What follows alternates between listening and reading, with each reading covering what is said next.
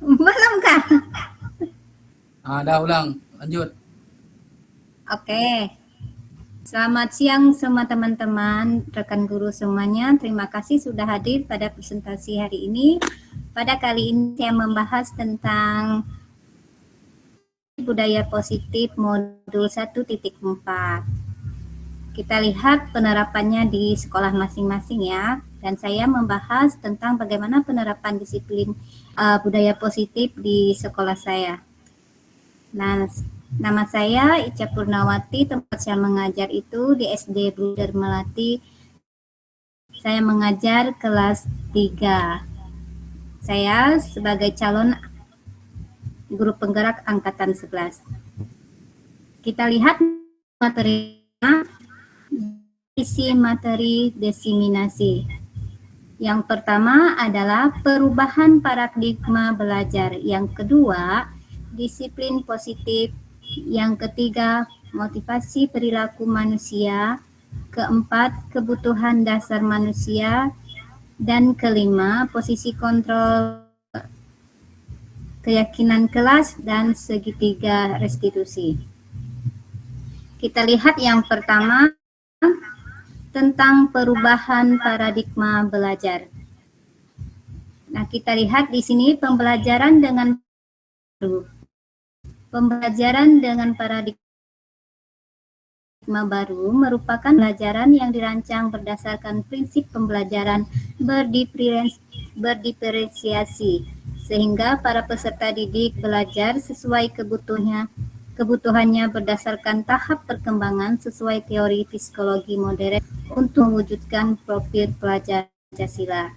Kita lihat di sini ada 6 profil pelajar Pancasila yang kita terapkan dalam kurikulum Merdeka. Yang pertama yaitu beriman, bertakwa kepada Tuhan Yang Maha Esa dan berakhlak mulia. Yang kedua, mandiri.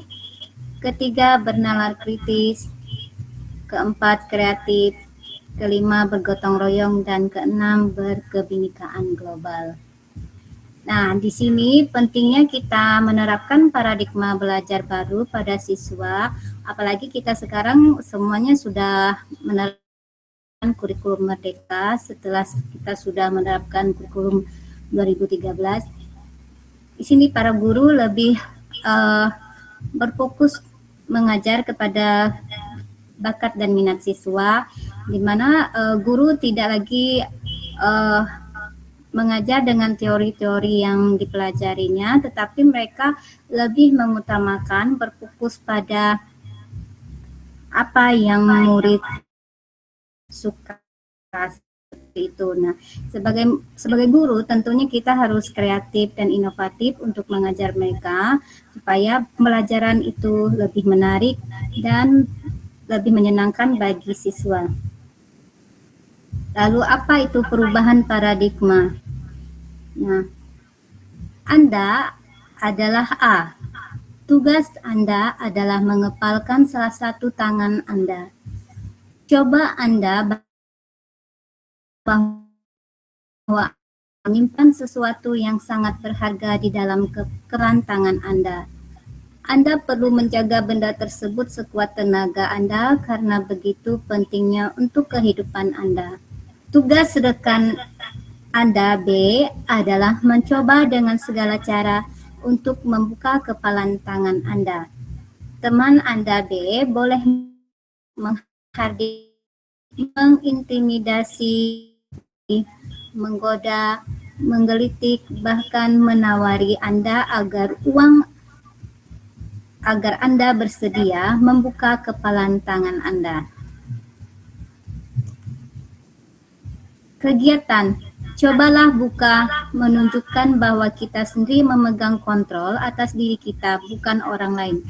Teori kontrol menyatakan bahwa semua perilaku memiliki tujuan, bahkan terhadap perilaku yang tidak disukai. Kita lihat di sini perubahan paradigma ilusi kontrol. Nah, yang pertama kita lihat ilusi guru mengontrol muridnya. Murid sedang mengizinkan dirinya dikontrol. Nah, di sini tentunya murid mengikuti apa yang gurunya inginkan atau yang perintahkan. Di sini guru mengontrol posisi muridnya. Ilusi bahwa kritik dan membuat orang merasa bersalah dapat menguatkan karakter. Kita lihat mengontrol murid menuju pada identitas gagal. Lalu yang ketiga, ilusi bahwa semua penguatan positif efektif dan bermanfaat. Penguatan positif atau bujukan adalah bentuk kontrol. Berikutnya, ilusi bahwa orang dewasa memiliki hak untuk memaksa. Perilaku memaksa tidak efektif untuk jangka waktu panjang. Nah, dalam kaitan ilusi bahwa orang dewasa memiliki hak untuk memaksa itu, ya hanya dipatuhi saat saja, tetapi tidak akan bisa bertahan lama. Contohnya saat kita memarahin atau menghukum siswa. Nah, di sini siswa biasanya hanya takut sesaat kalau kita menghadap atau mengontrol mereka dengan berlebihan seperti itu. Mereka hanya takut sesaat, tetapi untuk kedepannya mereka malah tidak akan mengubah sifat mereka jika kita memperlaku mereka seperti itu.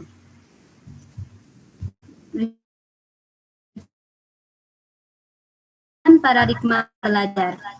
Untuk mengubah paradigma dari stimulus respon ke teori kontrol, kita perlu mengubah cara pandang dan pemikiran kita tentang realitas dan kebutuhan manusia. Nah, di sini ada stimulus respon. Realita kita sama.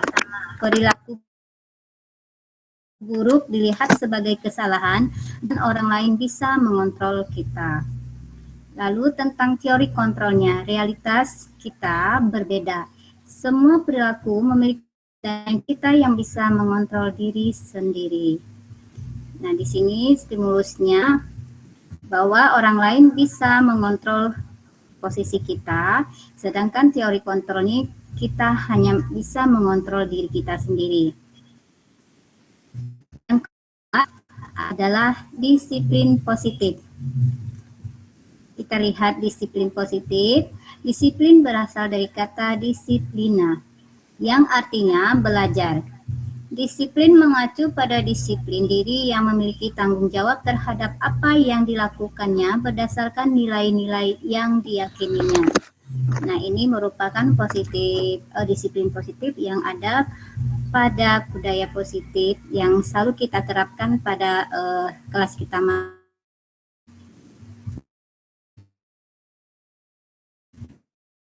Lalu yang berikutnya, disiplin positif merupakan salah satu cara penerapan disiplin yang bertujuan untuk menumbuhkan kesadaran serta memberdayakan peserta didik tanpa imbalan, penghargaan atau reward, ancaman atau hukuman, mengajarkan anak bertanggung jawab dan menumbuhkan kesadaran diri berdasarkan nilai-nilai kebajikan. Tujuan kita adalah menciptakan peserta didik disiplin diri sehingga mereka berperilaku mengacu kepada nilai-nilai kebajikan universal dan memiliki motivasi intrinsik dalam perubahan perilaku ke arah yang lebih baik dan dapat mengontrol diri dalam melakukan segala tindakan. Itu merupakan disiplin positif yang bisa kita terapkan, kita ajarkan kepada siswa yang bertujuan untuk pembelajaran, suasana belajar, lingkungan yang lebih nyaman, aman, seperti itu. Berikutnya, 6 karakter dalam profil pelajar Pancasila. Yang pertama, beriman bertakwa kepada Tuhan dan berakhlak mulia, berkebinekaan global, bergotong royong, kreatif, bernalar kritis, dan mandiri. Nah, di sini saya mengambil contohnya pada sekolah saya sendiri, bagaimana penerapan karakter profil pelajar Pancasila ini selalu saya terapkan dan saya selalu mengingatkan siswa untuk ingat tugas-tugas mereka setiap hari. Apa yang harus mereka lakukan, apa yang harus mereka selesaikan dengan caranya sendiri untuk belajar mandiri, bersosialisasi, serta berkolaborasi dengan teman-temannya. Nah, di sini tentunya profil pelajar Pancasila ini bisa diterapkan dan bisa dipraktekkan jika gurunya juga berperan aktif dalam menerapkan dan memberi contoh kepada siswa bahwa mereka juga dapat menjadi figur yang disegani oleh siswanya. Lalu yang ketiga adalah motivasi perilaku manusia.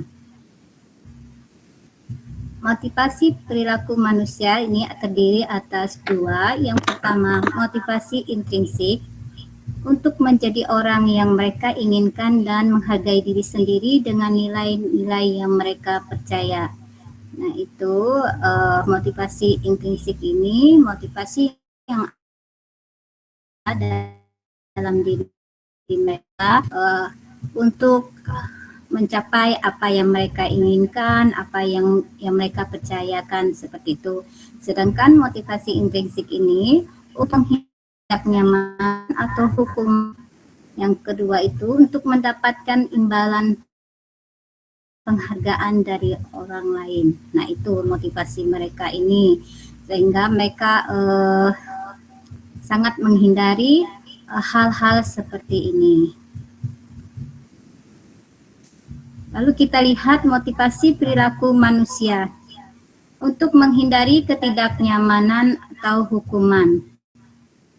Lalu berikutnya untuk mendapatkan imbalan atau penghargaan dari orang lain, untuk menjadi orang yang mereka inginkan dan menghargai diri sendiri dengan nilai-nilai yang mereka percaya. Nah, ini merupakan motivasi yang ada pada diri manusia. Ada beberapa hal ya yang ingin mereka capai seperti itu. Tentunya ada yang merasa senang, ada yang membuat mereka tidak senang dengan motivasi-motivasi yang ada pada diri mereka. Lalu menurut Ki Hajar Dewantara, merdeka itu artinya tidak hanya akan tetapi juga cakap membuat memerintah diri sendiri. Nah, motivasi internal menciptakan disiplin positif dan sikap merdeka. Nah, ini yang harus kita lakukan. Contohnya kepada siswa, melakukan apa yang mereka kerjakan itu berdasarkan diri mereka sendiri, yang berdasarkan apa yang sudah diajarkan ya. Lalu yang keempat, dasar manusia. Apa saja sih kebutuhan dasar manusia itu? Kita bisa lihat. Nah, kebutuhan dasar manusia itu, kebutuhan dasar manusia adalah segala sesuatu yang kita lakukan untuk mendapatkan apa yang kita inginkan. Seluruh tindakan yang kita lakukan memiliki tujuan tertentu, dan semua usaha terbaik yang kita lakukan adalah dalam rangka agar kebutuhan dasar kita terpenuhi dengan baik. Nah, tentunya kebutuhan manusia itu berbeda-beda sesuai dengan apa yang mereka inginkan, yang mereka capai dalam diri mereka sendiri. Kita lihat 5 kebutuhan dasar manusia. Yang pertama itu bertahan hidup. Nah, bertahan hidup ini ada beberapa hal yang harus mereka penuhi dalam kehidupan mereka sehari-hari, seperti yang pertama itu makanan, pakaian, tempat tinggal, keamanan, dan kesehatan.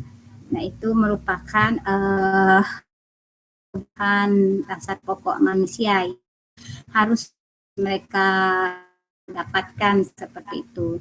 Lalu yang kedua, kasih sayang dan rasa diterima. Ini merupakan rasa diterima, dipedulikan, berbagi, kerjasama, menjadi bagian dalam kelompok. 3. Penguasaan, harga diri, keinginan untuk dianggap memimpin, berprestasi, diakui, dan didengar. Lalu kebebasan, mandiri, memiliki pilihan, mencoba hal baru, mampu mengendalikan arah dirinya. Lalu yang terakhir itu kesenangan, bermain humor, antusiasme, tertawa. Nah, ini merupakan kebutuhan dasar manusia yang mereka capai, yang harus mereka lakukan dalam kehidupan sehari-hari. Lalu yang kebutuhan dasar manusia, ini ada contohnya. Bu Ani, guru kelas 5 SD di SD Pelita Hati, sedang bingung menghadapi ulah salah satu murid di kelasnya, Agus.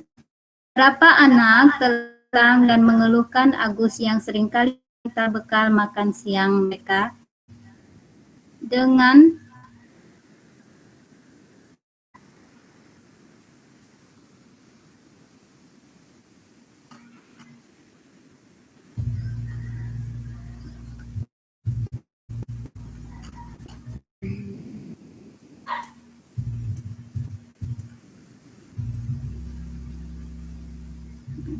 paksa. Jika Anda menghadapi situasi seperti itu, Ibu Ani, apa yang akan Anda lakukan? Menurut Anda, kira-kira apa alasan Agus melakukan hal itu? Dalam konteks penerapan disiplin positif, Ibu Ani sebaiknya mencari tahu alasan Agus melakukan tindakan tersebut agar mengetahui kebutuhan mana yang sedang berusaha dipenuhi Agus. Yang pertama, tentunya apabila jawaban Agus karena ia lapar dan orang tuanya tidak membawakannya bekal makan siang, kebutuhannya adalah bertahan hidup. Yang kedua, apabila jawaban Agus karena ia senang temannya jadi memperhatikan dia, kebutuhannya adalah cinta dan kasih sayang atau kebutuhan untuk diterima. Lalu yang ketiga, apabila jawaban Agus adalah dia merasa hebat karena temannya jadi takut dan menuruti keinginannya, kebutuhannya adalah penguasaan atau pengakuan atas kemampuan. 4. Apabila jawaban Agus karena dia merasa bosan bekal yang dibawakan ibunya karena selalu membawakan bekal yang sama, kebutuhannya adalah kebebasan atau kebutuhan akan pilihan. Yang terakhir kelima, apabila jawaban Agus adalah karena iseng saja dan dia menikmati ekspresi wajah temannya yang kesal karena diambil makanannya, kebutuhannya adalah kesenangan. Ini merupakan penjelasan tentang kebutuhan-kebutuhan yang sudah dicontohkan kepada siswa ya, yang bernama Agus. Nah, di sini kita tahu bahwa kebutuhan yang dilakukan oleh Agus di sini adalah ada 5. Sekarang posisi kontrol restitusi. Nah, refleksinya yaitu guru perlu meninjau kembali penerapan disiplin di dalam ruang-ruang kelas mereka selama ini. Apakah telah efektif, apakah berpusat, memerdekakan, dan memandirikan murid. Mengapa? Berdasarkan pada teori kontrol Dr. William Glasser, Gosen berkesimpulan ada 5 posisi kontrol yang diterapkan seorang guru. Kita lihat posisi kontrol sebagai guru. Yang pertama, membuat merasa bersalah. Kedua, pemantau. Ketiga, penghukum. Keempat, teman dan manajer. Nah, di sini posisinya tentu pembuat merasa bersalah itu posisinya seperti menghukum siswa ya, dengan kata-kata ataupun dengan teguran. Lalu yang kedua, pemantau. Di sini posisi guru memantau perilaku-perilaku yang sering dilakukan oleh siswa di sekolahnya. Penghukum di sini, guru bertindak sebagai penghukum jika siswa melakukan kesalahannya. Nah, ini sering terjadi pada kelas saya ya. Contohnya ini yang selalu saya lakukan meskipun sudah berusaha seperti itu, tetapi karena seperti kebiasaan atau aturan-aturan yang sudah diterapkan, maka dengan berbagi, dengan memberi tugas atau memberi hukuman dengan secara ditegur seperti itu. Nah, sudah menjadi seperti menjadi hal yang tidak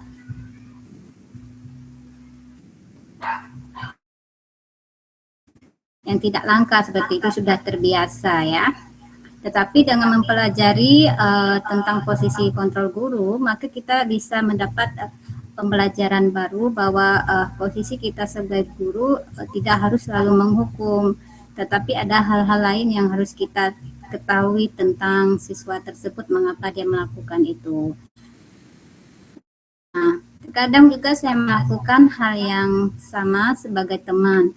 Nah, saya mengajak siswa bermain, jika ada pembelajaran mengharuskan siswa untuk bermain gitu, mungkin teka-teki atau permainan-permainan tradisional. Nah, saya bersama-sama dengan siswa melakukan hal yang sama untuk membimbing mereka ya. Jadi posisinya di sini sebagai teman, jika mereka curhat tentang teman yang nakal atau apa, nah saya teman. Sebagai manajer di sini, tentunya saya sebagai guru tidak selalu menghukum siswa jika siswa melakukan kesalahan, tetapi dengan bertanya, mengetahui apa yang sudah mereka lakukan, dengan tidak selalu memvonis kenakalan atau kesalahan yang mereka lakukan. Posisi di sini sebagai manajer itu posisi yang sangat baik, seperti itu yang harus dilakukan oleh guru di sekolah.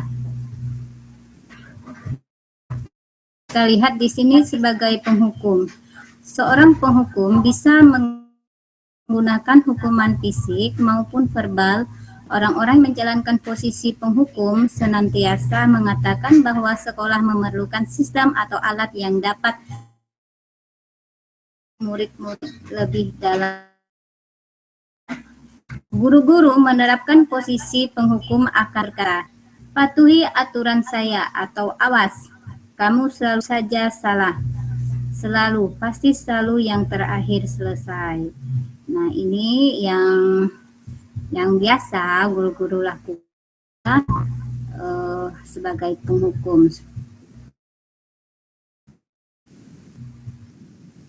Lalu pembuat merasa bersalah. Pada posisi ini biasanya guru akan bersuara lebih lembut. Pembuat merasa bersalah akan menggunakan keheningan yang membuat orang lain merasa tidak nyaman, bersalah atau rendah diri. Di sini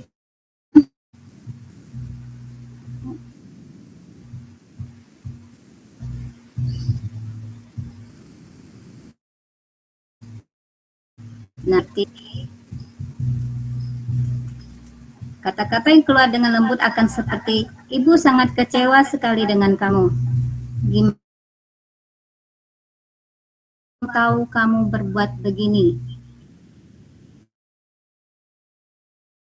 Di posisi ini, murid akan diburuk tentang diri mereka. Murid merasa tidak berharga dan telah mengecewakan orang-orang yang disayanginya. Lalu yang ketiga, sebagai teman. Kita lihat, guru pada posisi ini tidak akan menyakiti murid, namun akan tetap berupaya mengontrol murid melalui persuasi. Posisi teman pada guru bisa negatif ataupun positif. Positif di sini berupa hubungan yang baik yang terjalin antara guru dan murid.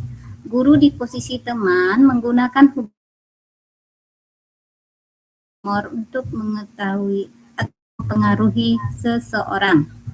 Mereka akan berkata, ayo bantulah demi Bapak ya, ayo ingat tidak bantuan Bapak selama ini.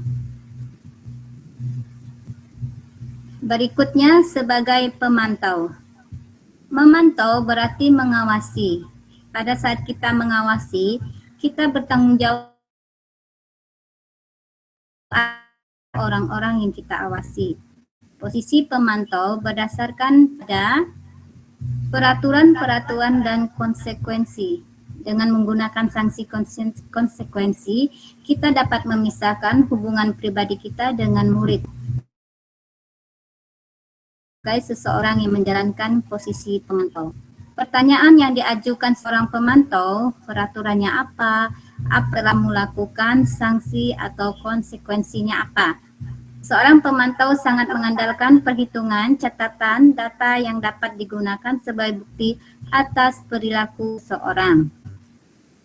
Lalu sebagai manajer, posisi kontrol sebagai manajer, posisi di mana guru berbuat sesuatu bersama dengan murid, mempersilakan murid mempertanggungjawabkan perilakunya, mendukung murid agar dapat menemukan solusi atas permasalahannya.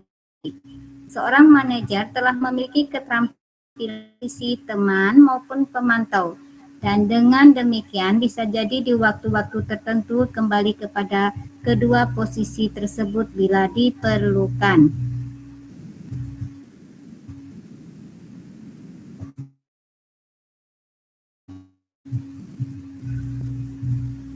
Oke, di sini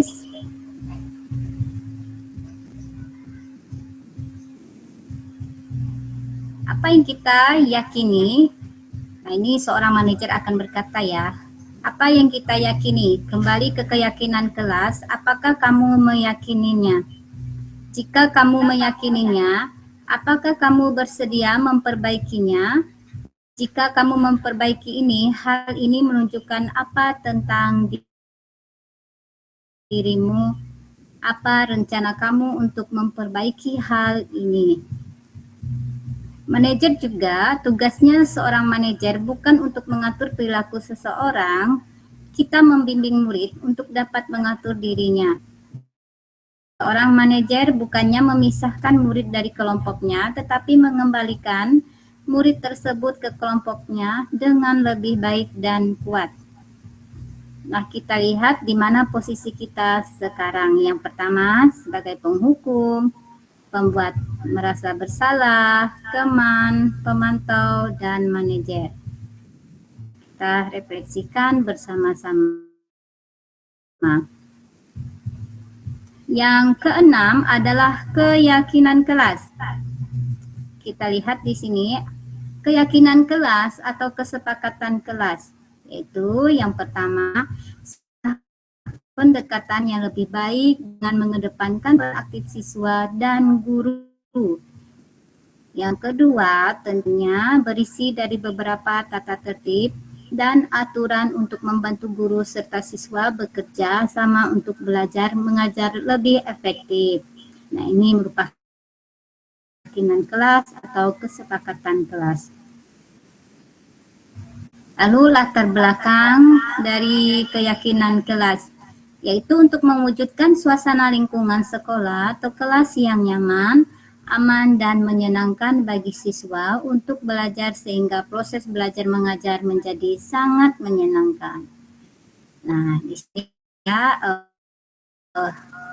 selalu sebelum pembelajaran dimulai melakukan doa. Setelah doa biasanya saya melakukan literasi secara 15 menit untuk mengingatkan siswa lagi selalu menerapkan literasi secara mandiri. Nah, setelah menerapkan literasi tersebut, biasanya saya selalu mengadakan teka-teki atau game. Apa yang mereka bacakan itu cerita tentang apa hal penting dalam baca.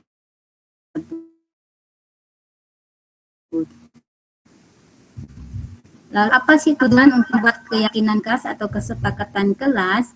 Yang pertama, tentu tujuannya yaitu menciptakan pembelajaran yang berpusat pada siswa. Dua, menumbuhkan kesadaran pada siswa tentang tanggung jawabnya. Ketiga, menciptakan komunikasi yang efektif antara siswa dan guru. Yang keempat, menciptakan suasana belajar yang menyenangkan. Ini merupakan tujuan dari keyakinan kelas atau kesepakatan kelas yang telah dibuat antara guru dan siswa, sehingga proses belajar lebih menyenangkan karena kita sudah bersepakat untuk selalu bertanggung jawab terhadap hal-hal di kelas. Nah, apa saja sih langkah-langkah kesepakatan kelas? Yang pertama, tentunya guru harus berdiskusi terlebih dahulu dengan siswa tentang kelas yang mereka inginkan atau mereka impikan. Lalu yang kedua, siswa diminta untuk menuliskan apa yang mereka pikirkan dan inginkan dalam belajar. Ketiga, siswa menuliskan tentang kelas impiannya. Keempat, siswa satu persatu membaca kelas impian yang sudah dituliskannya. Nah, ini langkah-langkah kita membuat kesepakatan kelas. Tentunya yang pertama harus diskusi dulu dengan siswa di kelas. Apa sih yang mereka maukan dalam kelas dan kelas yang bagaimana, suasana yang bagaimana, nah bagaimana dengan pembelajarannya gitu. Seperti itu yang kita terapkan di kelas. Kita lihat di sini tentang kesepakatan kelas. Nah, ini contoh kesepakatan kelas yang sudah dibuat oleh guru-guru. Yang pertama, masuk kelas tepat waktu. Yang kedua, mendengarkan penjelasan guru. Ketiga, menjaga kelas tetap bersih dan rapi. Keempat, bicara yang sopan dan baik. Kelima, saling membantu. Keenam, mengingatkan teman jika melakukan kesalahan. Nah, ini merupakan kesepakatan kelas yang sudah dibuat. Nah, apa sih tolak ukur dari keberhasilan kesepakatan kelas itu?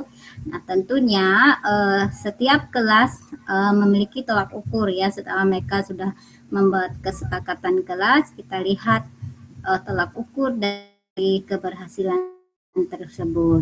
Nah, di sini berdoa sebelum dan sesudah belajar. Kedua, terwujudnya profil pelajar Pancasila. Ketiga, mendengar penjelasan guru. Keempat, bekerja sama. Kelima, salam sebelum dan sesudah pulang belajar. Yang terakhir, keenam, berdiskusi. Nah, ini merupakan tolak ukur keberhasilan kelas yang sudah dibuat antara guru dan siswa.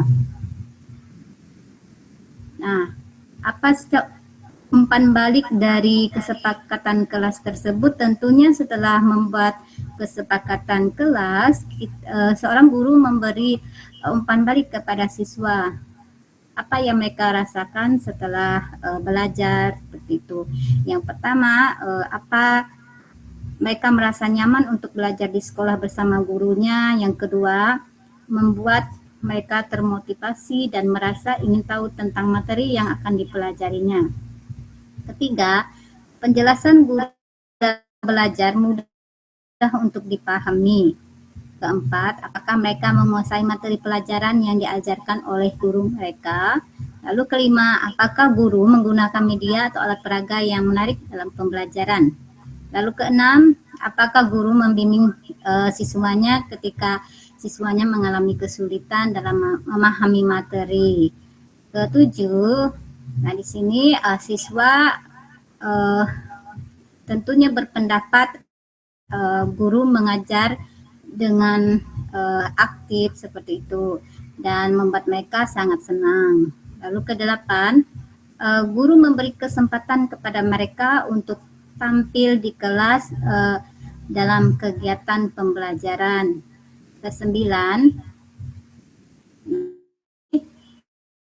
mereka merasa senang mengerjakan tugas yang diberikan oleh guru dengan bersungguh-sungguh. Lalu yang ke-10, guru memberikan mereka kesempatan untuk bertanya tentang materi yang mereka pelajari. Materi sudah dipahami atau belum. Oke, selanjutnya yang ke-7 adalah segitiga restitusi. Kita lihat apa itu segitiga restitusi. Penerapan teori kontrol dalam tahap segitiga restitusi. Yang pertama, langkahnya adalah menstabilkan identitas. Yang kedua, validasi tindakan yang salah. Yang ketiga, menanyakan keyakinan. teori kontrolnya yaitu kita semua akan melakukan hal yang terbaik yang bisa kita lakukan. Semua perilaku memiliki alasan Lalu yang ketiga, kita semua memiliki motivasi internal. Lalu apa saja tahapan segitiga restitusi? Yang pertama, menstabilkan identitas. Bagian dasar dari segitiga bertujuan untuk mengubah identitas anak dari orang yang gagal karena melakukan kesalahan menjadi orang yang sukses.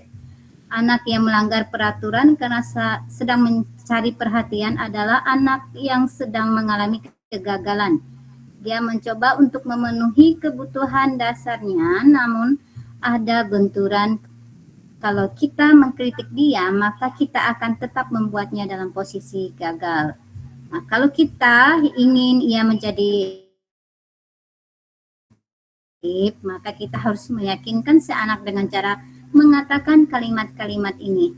Berbuat salah itu tidak apa-apa. Tidak ada manusia yang sempurna. Yang ketiganya, saya juga pernah melakukan kesalahan seperti itu. Kita bisa menyelesaikan ini. Nah, Bapak Ibu tidak tertarik mencari siapa yang salah. Bapak Ibu ingin mencari solusi dari permasalahan ini. Kamu berhak merasa begitu. Yang terakhir, apakah kamu sedang menjadi teman yang baik buat dirimu sendiri? Nah, ini ya tahap menstabilkan identitas dan kita memberi pengertian kepada. Lalu yang kedua, validasi tindakan yang salah. Setiap tindakan kita dilakukan dengan tujuan yaitu memenuhi kebutuhan dasar. Kalau kita memahami kebutuhan dasar, apa yang mendasari sebuah tindakan, kita akan bisa menemukan cara-cara paling efektif untuk memenuhi kebutuhan tersebut. Yang kedua, tentunya teori kontrol semua tindakan manusia, baik atau buruk, pasti memiliki maksud atau tujuan tertentu. Seorang guru yang memahami teori kontrol pasti akan mengubah pandangannya dari teori stimulus respon ke cara berpikir proaktif yang mengenali tujuan dari setiap tindakan.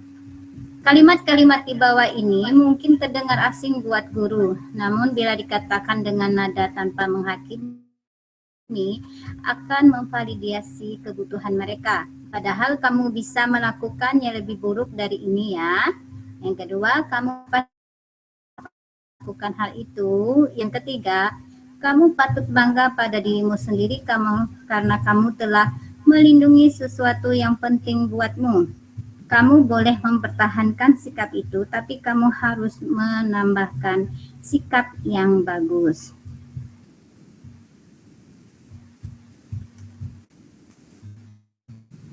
Nah, yang ketiga adalah keyakinan. Teori kontrol menyatakan bahwa kita pada dasarnya termotivasi secara internal. Ketika identitas sukses, langkah satu dan tingkah laku yang salah telah divalidasi, langkah kedua, maka anak akan siap untuk dihubungkan dengan nilai-nilai yang dia percaya dan berpindah menjadi orang yang dia inginkan.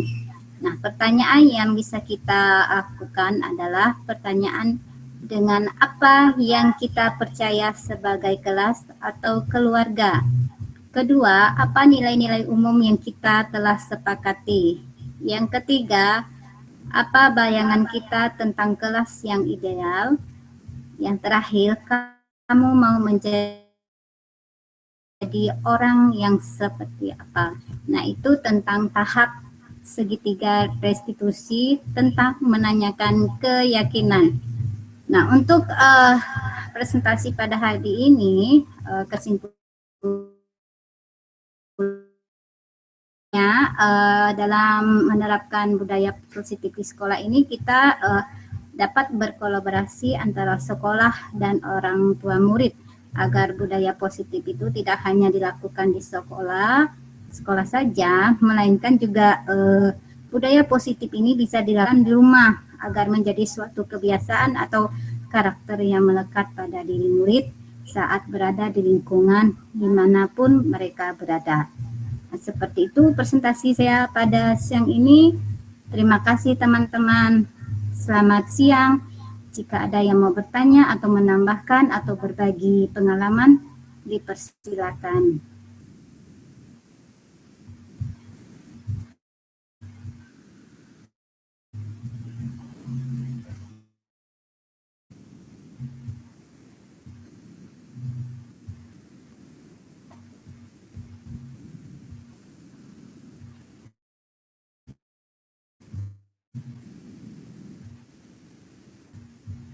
Ada pertanyaan teman-teman atau sudah?